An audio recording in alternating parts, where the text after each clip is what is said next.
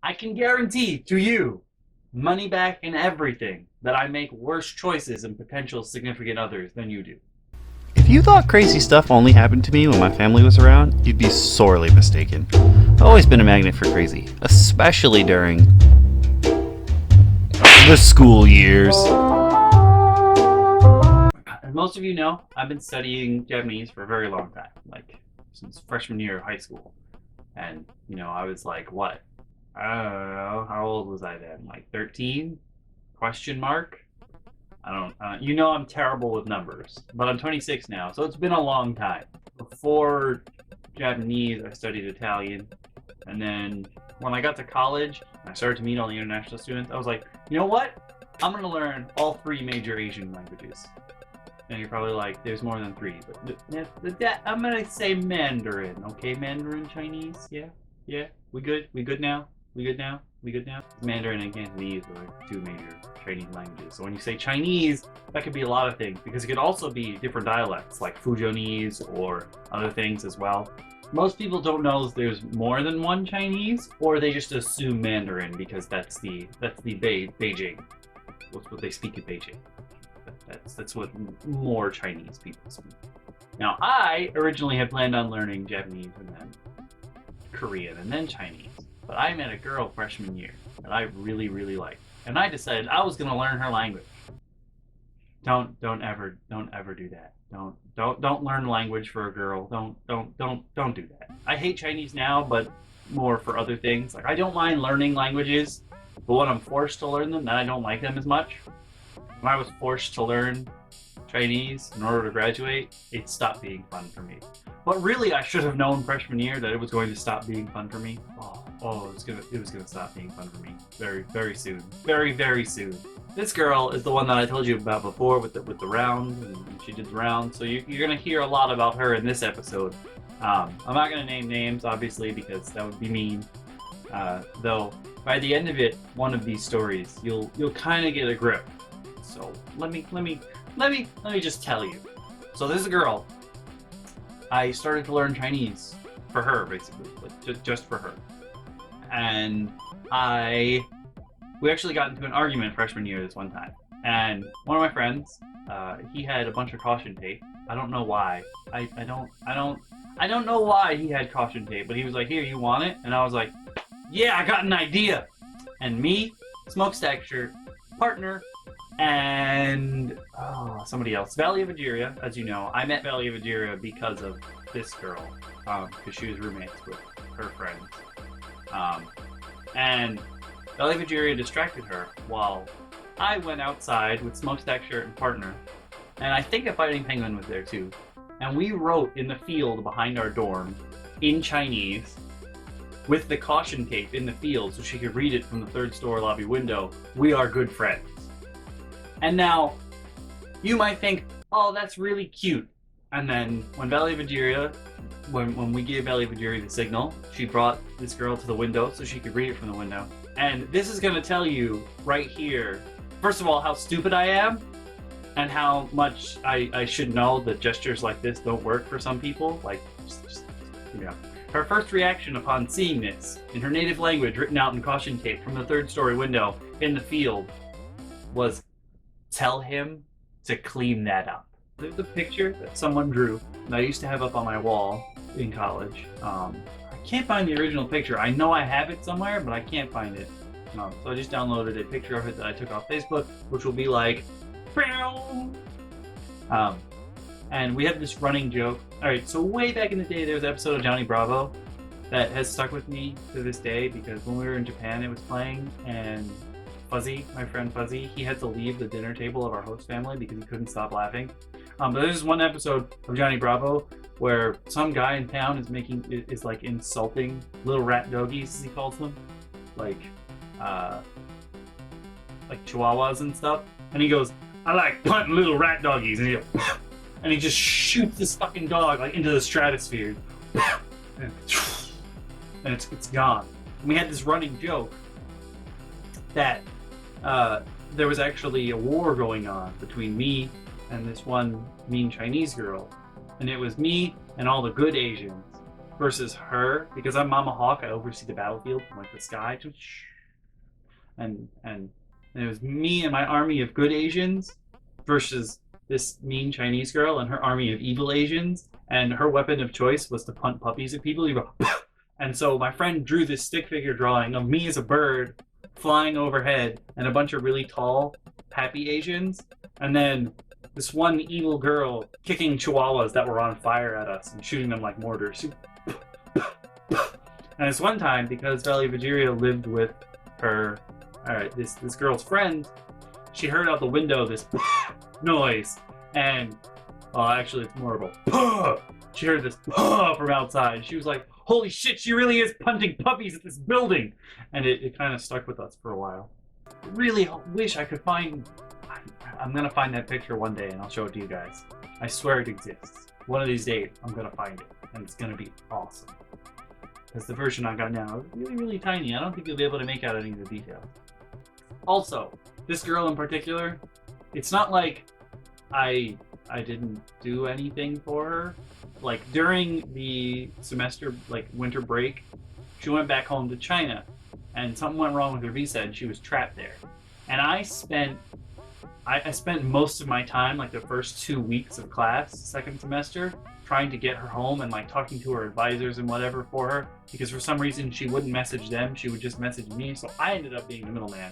Like I didn't get much sleep because I would be up all night like trying to figure out what was wrong and how I could help. And then I would go during the day, like during all my free time, I would talk to my professors. So I wasn't getting a lot of sleep. I missed a lot of the first 2 weeks of class that second semester. And because I wasn't getting a lot of sleep and I wasn't really paying attention in class, I would just sleep through classes, which is nothing new. I sleep through class anyway, like that's just a thing. But I was asleep in my computer science class so often that if I woke up during class, the professor would actually cheer. Like he would start clapping and then the whole class would start clapping. He'd be like, good job, you're awake for one class. And I'd be like, yeah. And then I'd probably just go back to sleep because, yeah, don't let people walk all over you like I do. Don't do that. Don't do that. Actually, speaking of Chinese and that particular guy, the computer science teacher that I had met was actually the person that I met at open house when I was going. I assumed I was going to be doing computer science as my major. As you guys know, that's not what ended up happening. But you'll hear a little more about that later. But this guy is the person I met, and he was like, "Yeah, we got a program and what have you," and we talked. And like he was someone I knew when I came to campus. And it's actually kind of funny to me that he happened to, like when we sat and talked, like I would go to his office hours because I obviously wasn't doing great in class because I was never awake for it. And I didn't understand jack shit. I fucking hate Java and I don't understand anything about Java. To this day, I'm just like, no. But I would go to his office hours and we would start talking about learning Chinese because he happened to marry a Chinese woman and now his Mandarin is spot on. And I just think it's funny that he married a Chinese lady, learned Chinese. I was learning Chinese for a girl, but it ended up terrible. And it's just like two different sides of the spectrum occurring at the same time. No, but I learned a lot from this girl in particular, especially about like how food is viewed in Asia and stuff. If you guys don't know this, in a lot of parts of Asia, cheese especially is seen as a very unhealthy thing. And this girl in particular, I used to run homestay programs. I don't know if you guys have heard this before, but I used to be the one who would set up homestays for like Thanksgiving, and I would take the kids out trick-or-treating on Halloween. And the Thanksgiving homestay programs, when they started, I had her come over and a couple other international students came over to my house for Thanksgiving to eat. And I remember, like, we're a huge Italian family, so like we had antipasto, and it was like 12 different courses during Easter dinner. We had the antipasto, and there's always cheese in the antipasto. And this girl, I knew that she really didn't like cheese, and she started eating the cheese, and I'm like, I stopped, and I turned to her, and I go, you know that's cheese, right? And she looks at me, her eyes get real wide, and she doesn't say anything. She just like slowly stops chewing.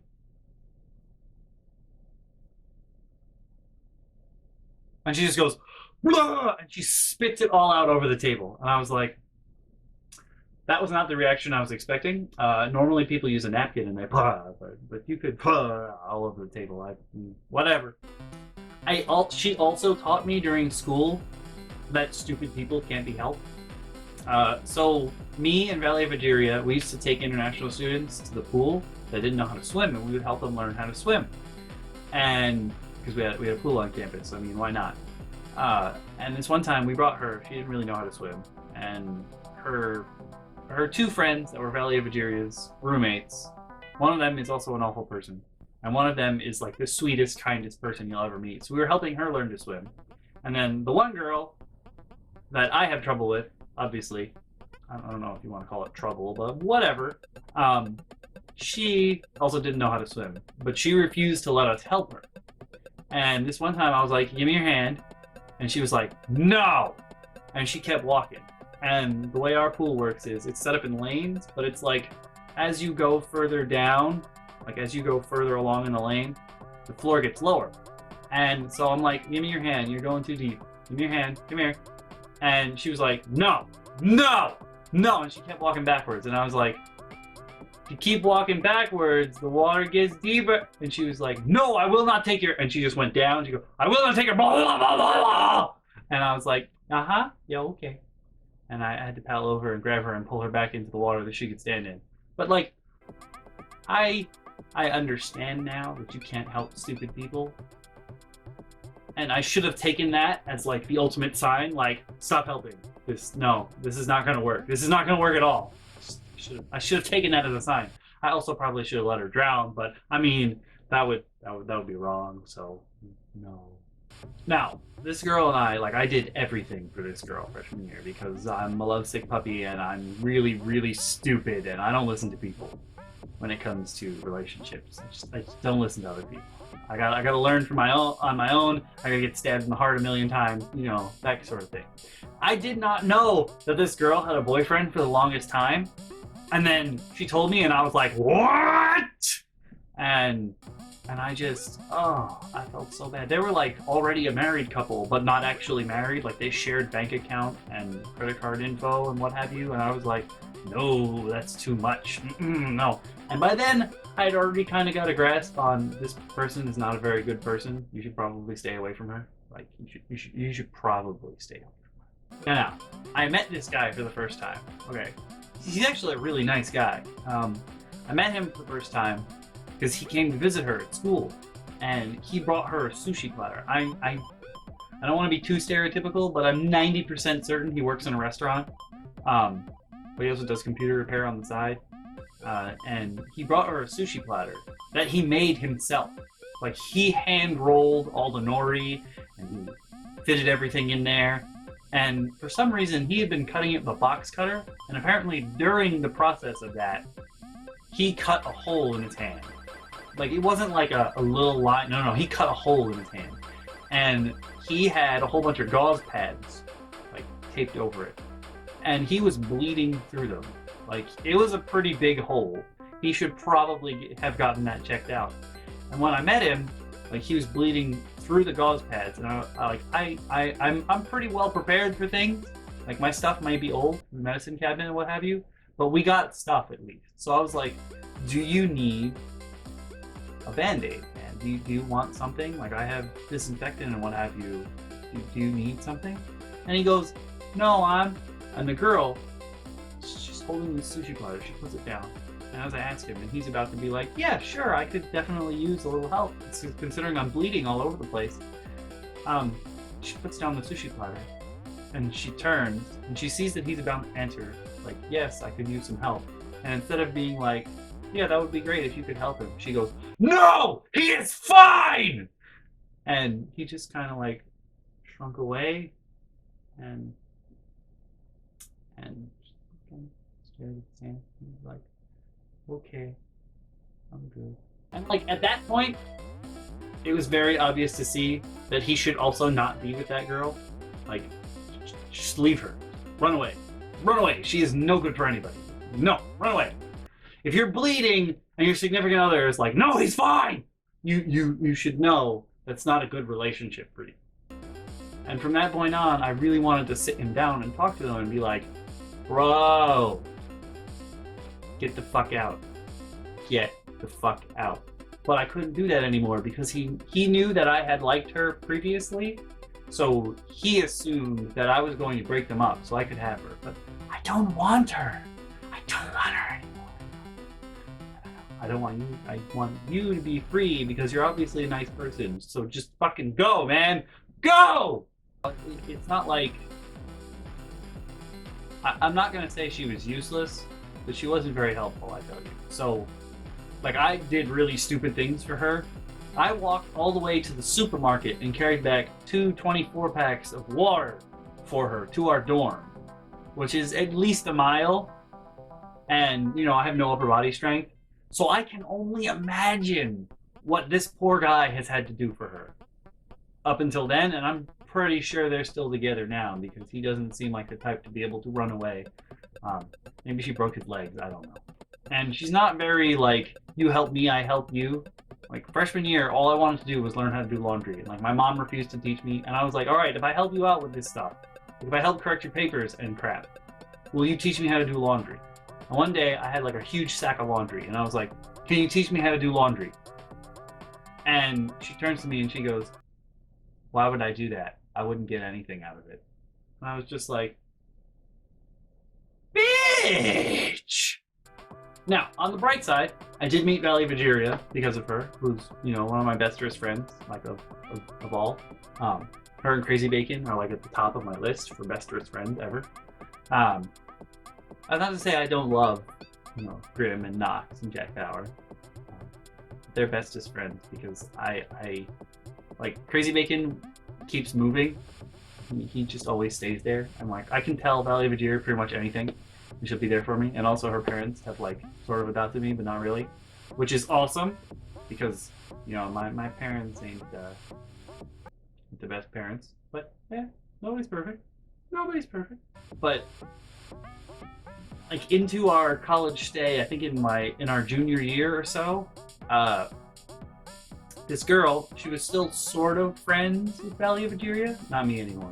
Sophomore year, I cut that shit off. No! You bitch! You're evil! So I didn't really hang out with them anymore. But I remember this one time, like, pretty much, if you saw me on campus, I was probably surrounded by Asians because that's just how I was. Like, I had like a cadre of Asians like, at all times. I was that guy. That was me. Or other international students, I was just always with them. So usually they would either meet me first or that girl first, and like that would decide what clique they were gonna hang out in. And I remember Valley Vajiria was telling me this one time the girl pulled her aside and was like, well, why does Scott tell people bad stories about me? And Valley Vajiria, you know, being the very blunt woman that she is, she goes, oh honey, he doesn't tell people bad stories about you. He tells people stories about you, and they draw their own conclusions. And I was like, ooh, sick bird! Hey there, guys and gals. I hope you're enjoying Season 2 of On Fairy Tales, The School Years. As always, you can click the link on the left to see the previous episode, or you can click the link on the right to see the playlist, where you can see all the episodes so far.